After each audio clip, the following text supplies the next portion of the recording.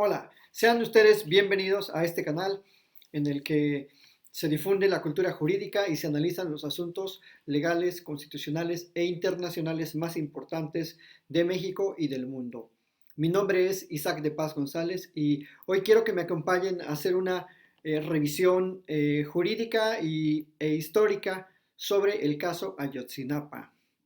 ¿Habrá verdad y justicia en el caso Ayotzinapa ahora que se han logrado ya el esclarecimiento de algunos hechos que derriban la supuesta verdad histórica que construyó el gobierno de Enrique Peña Nieto? ¿Se logrará el acceso a la justicia y a la reparación integral del daño de los familiares y de las víctimas? Estamos en un punto de quiebre.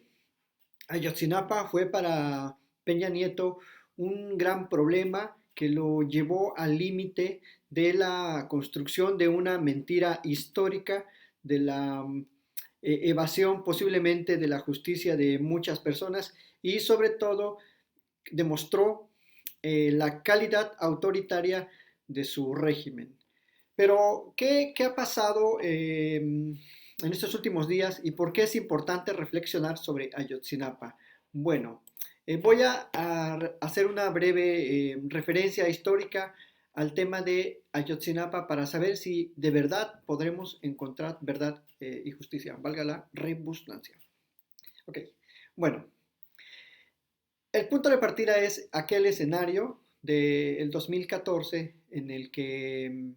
pues fueron desaparecidos los 43 estudiantes de la normal Raúl Isidro Burgos. A partir de aquel momento, sus familiares, acompañados por diversas organizaciones de la sociedad civil, diversos grupos defensores de derechos humanos, en particular el Centro PRO de México, han tratado de contribuir a la verdad, de permanecer en este trabajo arduo que fue de alguna manera colaborar con la PGR en el sentido de presionar más bien a las autoridades todavía peñanietistas y que en este contexto del cambio de gobierno se abre la posibilidad de que Andrés Manuel López Obrador y la Secretaría de Gobernación y la Fiscalía General de la República pues de verdad inicien una verdadera investigación que nos determine qué pasó con los 43 estudiantes. Pero mi análisis no necesariamente enfoca todo lo legal. Yo quisiera también explicar este contexto estructural e histórico en el que se han dado muchas otras situaciones de violencia en esa zona de Guerrero o en general en el estado de Guerrero. Si uno revisa los patrones de agresión que el Estado mexicano, las autoridades federales y las autoridades del gobierno del Estado de Guerrero han pasivamente permitido y también activamente contribuido, pues resulta que tenemos un gran escenario histórico, o por lo menos de los últimos 50 años, desde aquella primera agresión de los guardias blancas en la zona de Guerrero, mediante la cual más o menos, según las cifras conservadoras de la CNDH, incluso de la fallida FEMOSP, de la Fiscalía para los Movimientos Políticos, Sociales y del Pasado, revelan un patrón por lo menos de 1.200 desapariciones documentadas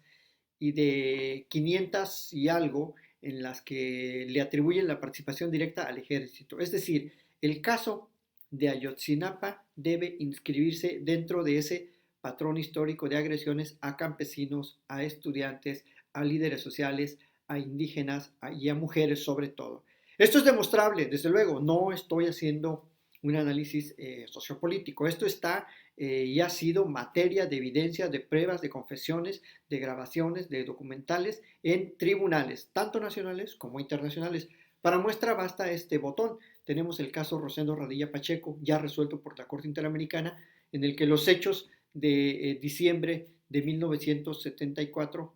demuestran esa desaparición forzada de Rosendo. Perdón, de diciembre Entre agosto y diciembre del 74 ocurren esta serie de agresiones y desapariciones forzadas. Una, la más relevante, jurídicamente hablando, es la de Rosendo Radilla, porque el asunto llega a la corte, pero la de diciembre, la desaparición y bueno, muerte inmediata de Lucio Cabañas. Lucio Cabañas Barrientos era un profesor de la Escuela Normal Raúl Isidro Burgos, es decir, de Ayotzinapa. Por tanto, no es casual que esta agresión de los 43 haya sido un hecho aislado. También el componente del narcotráfico o de organizaciones de la delincuencia organizada fue una mera coartada para demostrar el patrón de agresión sistemática y también para, digamos, ocultar la responsabilidad de las autoridades del Estado mexicano. Bueno, estos dos casos, el caso de Ardilla, el caso de Lucio Cabañas, decía, se inscribe en un patrón luego que intensifica las agresiones en aquel entonces con Luis Echeverría, pero que se reavivan en el periodo de Ernesto Zedillo con la masacre de Aguas Blancas, luego con la masacre del Charco y luego también con Fox, que de alguna manera permite e incentiva esos patrullajes en zonas supuestamente donde había guerrilleros y en ese contexto, en el 2002, se dan las agresiones sexuales y la tortura a Valentina Rosendo Cantú e Ernest Fernández Ortega. Todo esto en Ayutla de los Libres, en Guerrero. Por lo tanto, tenemos que hablar de una serie de hechos y de agresiones que el Estado mexicano ha provocado en la Sierra de Guerrero siempre. Y Ayotzinapa es uno de los tantos casos de agresiones militares o perpetradas en su momento por las policías federales o por la AFI, y si nos vamos más atrás, por la Dirección Federal de Seguridad, etc. En ese sentido, Ayotzinapa debe leerse en ese contexto. El otro, sí, quizás el de la política pública, es que este contexto de agresiones esconde el profundo desprecio a las demandas de grupos en situación de vulnerabilidad, a las demandas de campesinos, de educadores, de maestras, de personas de zonas muy marginadas, de personas pobres que son desoídas por el Estado mexicano y que la única respuesta que les ha ofrecido el Estado mexicano es la represión, la muerte, la desaparición forzada. Desde luego, teniendo también el componente de que se trata de una zona en donde hay gran presencia del trasiego de estupefacientes y de siembra también de estupefacientes. Si uno ve, por ejemplo, la distancia entre la normal Raúl Isidro Burgos de Ayotzinapa de Iguala son aproximadamente 2 horas. Esto ya para ir entrando en el tema que sucede la noche del 26 de septiembre del 2014. Lo digo así porque siempre pareciera que fue un hecho aislado la desaparición, que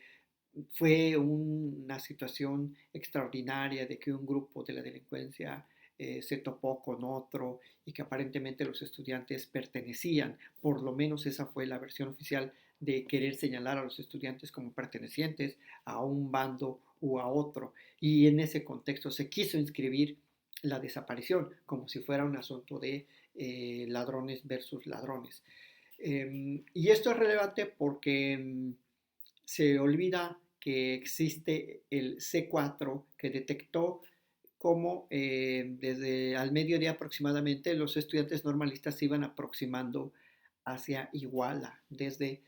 su escuela normal. Los elementos documentales más importantes y de los cuales pues me he valido para ofrecer esta síntesis del caso y este posible punto nuevo de partida para la verdad son los informes de Ayotzinapa proporcionados por el grupo de expertos independientes que formó parte del acuerdo que el gobierno entonces de Peña Nieto llevó a cabo con la Comisión Interamericana de Derechos Humanos y permitió a este grupo de expertos forenses, algunos de nacionalidad argentina, participar y contribuir en la recopilación de evidencias y en los datos de investigación para poder esclarecer el asunto. Si uno lee aquellos dos informes que están muy completos, muy bien elaborados, son informes muy profesionales, pues se da cuenta de que la verdad que construyó Murillo Karam y el jefe de la Agencia de Investigación Criminal, Tomás Herón de Lucio, o Tomás Sembrón, como le dicen por su afán siempre de construir datos falsos, de sembrar evidencias, siempre tuvo un asidero muy débil. En este sentido, cuando Andrés Manuel llega a la presidencia, entabla ese diálogo directo con los sobrevivientes de los normalistas, con los papás, las mamás, con las hijas, con las esposas, y se compromete a revelar pues una nueva era en la impartición de justicia y en la investigación. Este fue un hecho inédito porque por primera vez aquellas víctimas que nunca fueron recibidas por Peña Nieto sí fueron recibidas por López Obrador y se firmó un convenio de colaboración interinstitucional para impulsar el avance y la solución del caso de Ayotzinapa, o también conocido como el caso Iguala. Más adelante señalaré por qué le dicen el caso Iguala. Bueno, los informes de Ayotzinapa, ¿qué muestran? Rapidísimo. Muestran una cronología de los hechos, muestran que las autoridades estaban enteradas de la llegada de los normalistas, muestran que hubo un seguimiento por parte del C4. Aquí abro un paréntesis, el C4 es un centro de comando de control que está integrado por las policías municipales, por la Policía Federal, incluso por la Marina, por Protección Civil, por diversas instituciones y agencias del Estado mexicano de los tres niveles de gobierno que supervisan, notan,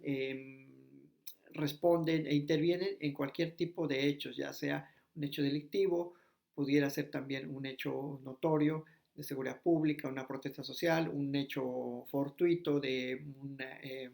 llamado de auxilio por una inundación, etc. Y el C4 pues monitorea, registra y va respondiendo a lo que sucede en una situación. Es decir, está conectado con otras instituciones y en cada estado hay oficinas del C4. Cada estado por lo menos tiene 3 o 4 oficinas de C4 y cada entidad de la República. En este contexto, el informe da cuenta de cómo el C4 pues, empieza a registrar movimientos de los estudiantes, primero en un autobús, luego en dos, luego acuden a la central de unas empresas ahí en Iguala para expropiar camiones, como ellos le llaman, y los empresarios le llaman robar camiones, también debemos señalar eso, y de ahí se apoderan de diversos camiones y en particular lo que arrojan estas evidencias documentadas por los informes es que hay un quinto camión del que se habla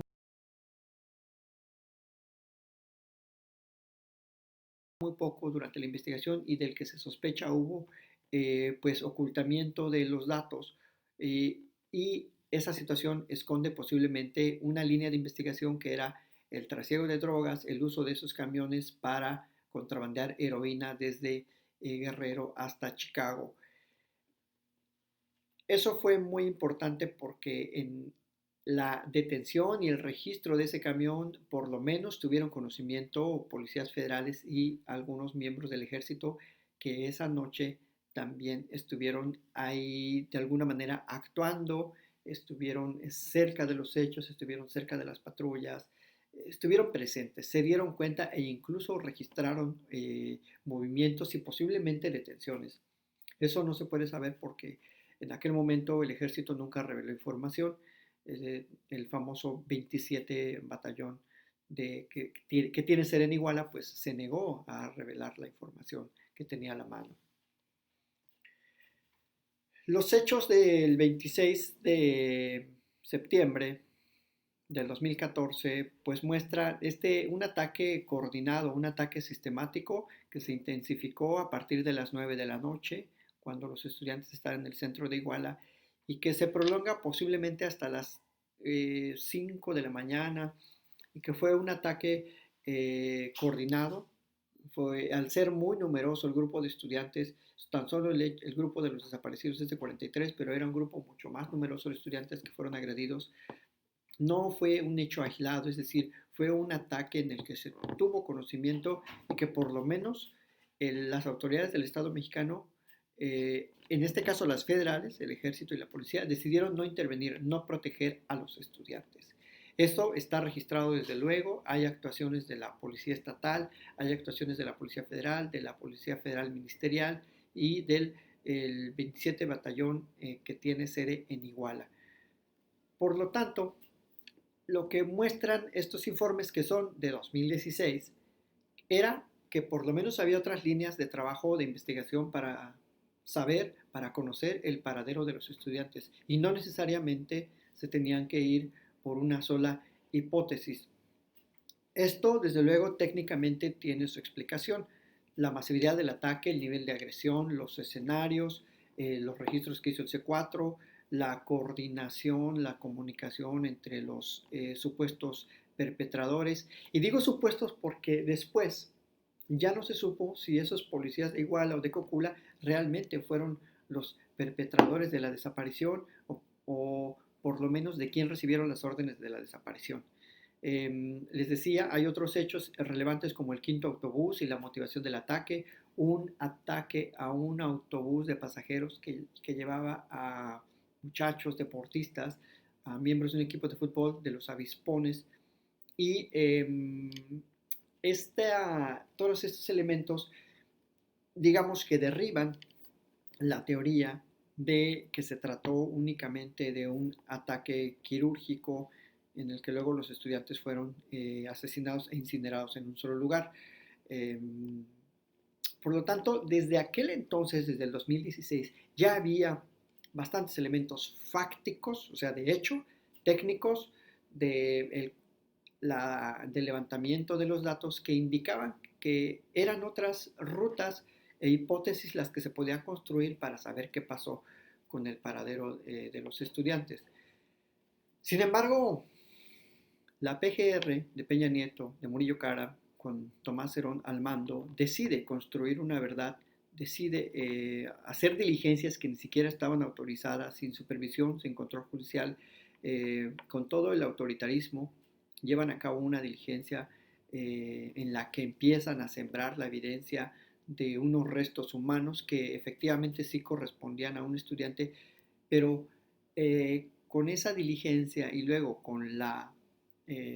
declaración o una serie de declaraciones obtenidas a partir de la tortura, construyen la hipótesis de la quema del cuerpo de los estudiantes en el basurero de Cocula. Lo que hizo el grupo de expertos, el GIEI,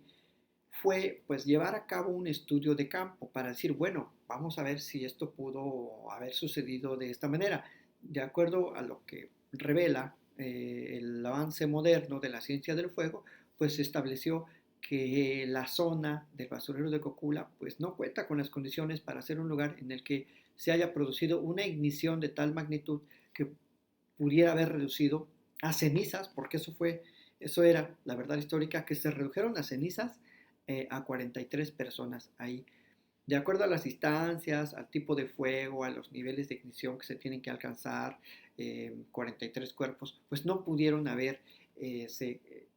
incinerado ahí, no pudieron haberse cremado ahí a 43 personas, porque solamente se dio cuenta de fuegos aislados, porque además la propia evidencia pericial señala que la noche del 26 de septiembre llovió. Y recordemos, los que conocemos Tierra Caliente, en esa época de julio hasta septiembre, a finales de octubre, llueve y llueve bastante. Así que, pues, ¿a quién quieren engañar?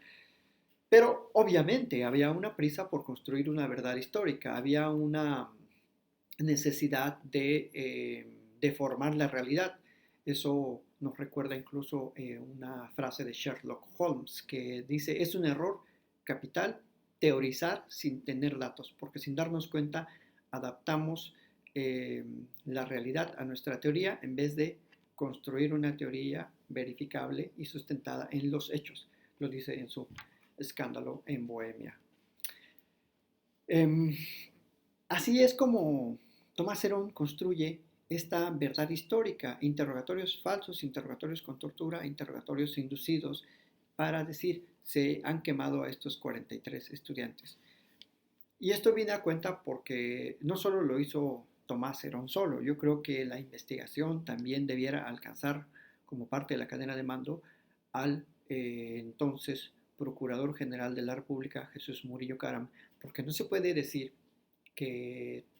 Tomás Herón se mandaba solo y que Tomás Herón era el único que determinaba la ruta de las investigaciones y hasta dónde podía llegar una diligencia o no. Yo creo que siempre los jefes, los supervisores y más en el ámbito de la administración de justicia y la procuración, pues están al tanto de lo que hacen los inferiores. Así que es una buena noticia que por primera vez en México un personaje del primer nivel de la Procuración de Justicia esté siendo investigado y vaya a ser castigado por provocar pues estos errores en la investigación. Ahora, ¿por qué han sido errores en la investigación o cómo es que se descubre que estos son errores? Pues que no, ya el GIEI ya había señalado esta serie de errores. Bueno, al ser un grupo de expertos independientes, finalmente ese descubrimiento de nuevas rutas de la investigación y de que la verdad estaba siendo falseada, le cuesta al grupo de expertos ser expulsado prácticamente por Peña Nieto. Se acaba el convenio y técnicamente los expulsan de México, no quieren seguir colaborando con ellos. Que por cierto han regresado,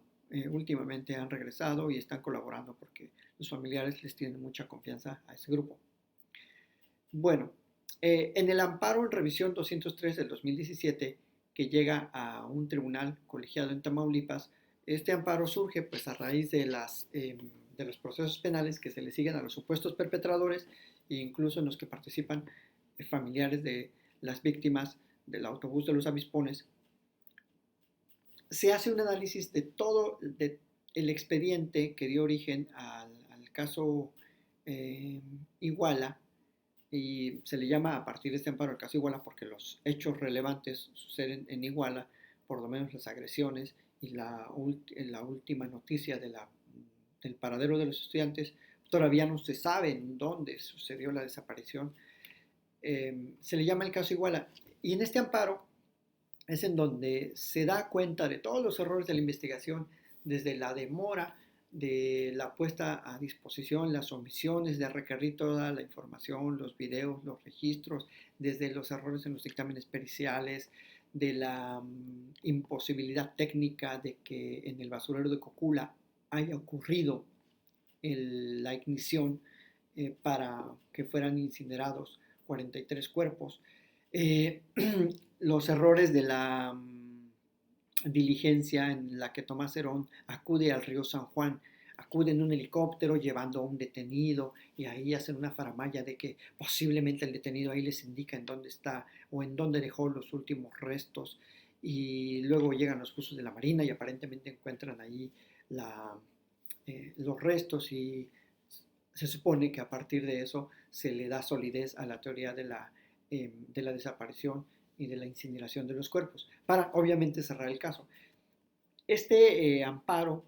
que aquí estamos viendo una parte, es un amparo que estudió todas esas diligencias y pues resuelve todo ese tipo de omisiones y considera pues que la investigación no ha sido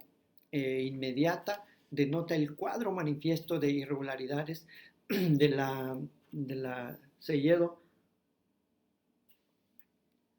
y pues establece cómo todos esos detenidos que se encontraban a disposición de la autoridad ministerial fueron torturados. Fue una serie de datos recabados con transgresión a los derechos fundamentales establecidos en la Constitución, que no fue una investigación inmediata, que no fue efectiva, que no ha sido independiente y que no ha sido imparcial. Por lo tanto, tomando en cuenta todo este escenario, en aquel amparo se estableció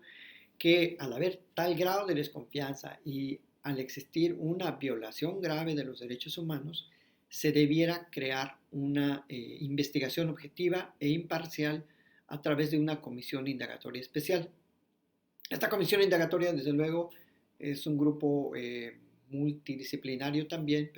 pero está conformado, por supuesto, con la participación de las víctimas o de los sobrevivientes. Eh, Esto no es un invento del juzgado, perdón, del tribunal colegiado. Esto no es un invento como en su momento el gobierno de Peña Nieto quiso hacerlo pasar, incluso impugnó el gobierno como si el gobierno pudiera impugnar en un amparo eh, emitido, una sentencia de un tribunal colegiado. Hicieron el ridículo y promovieron un recurso de revisión en la Corte. Digo el ridículo porque pues, todos el mundo sabemos que no se puede promover un recurso de revisión por parte de la autoridad responsable,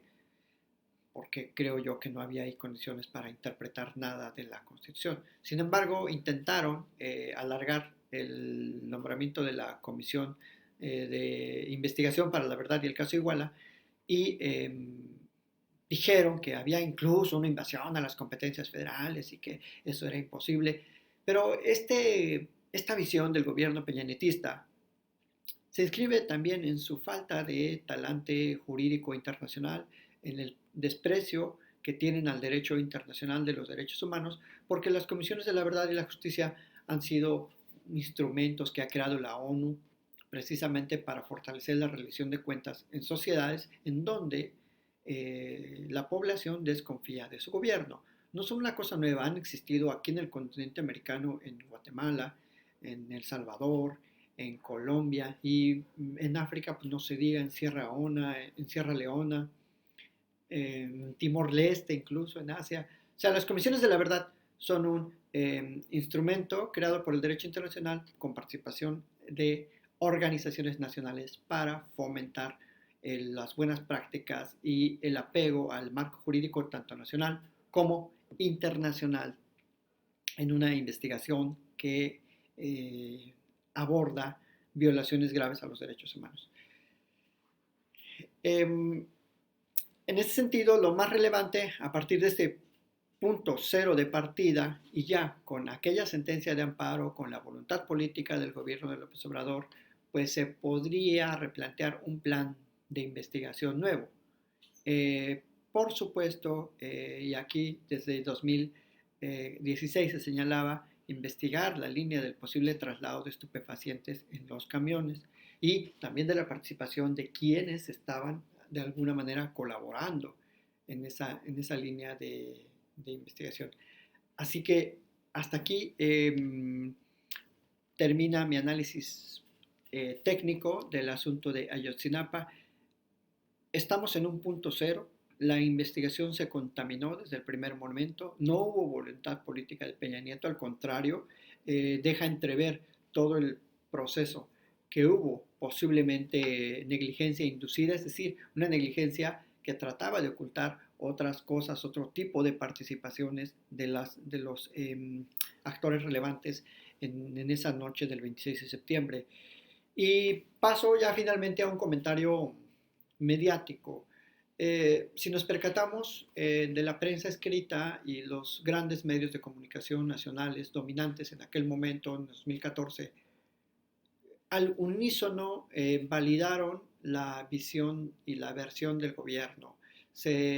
Normalmente se estigmatiza a este tipo de estudiantes que reclaman, que se quejan, que buscan a través posiblemente de medios no convencionales e incluso violentos, incluso ilícitos, como es el robo de camiones, pero que forman parte de una política reivindicatoria que ellos tienen y que se justifica por el gran atraso, por la gran represión que siempre han sufrido de parte de los gobiernos. Pensemos un poco no solo en esta normal Raúl Isidro Bruce de Ayotzinapa, en la normal de El Meje, de Hidalgo, en la normal de Tenería. Es decir, las normales rurales han sido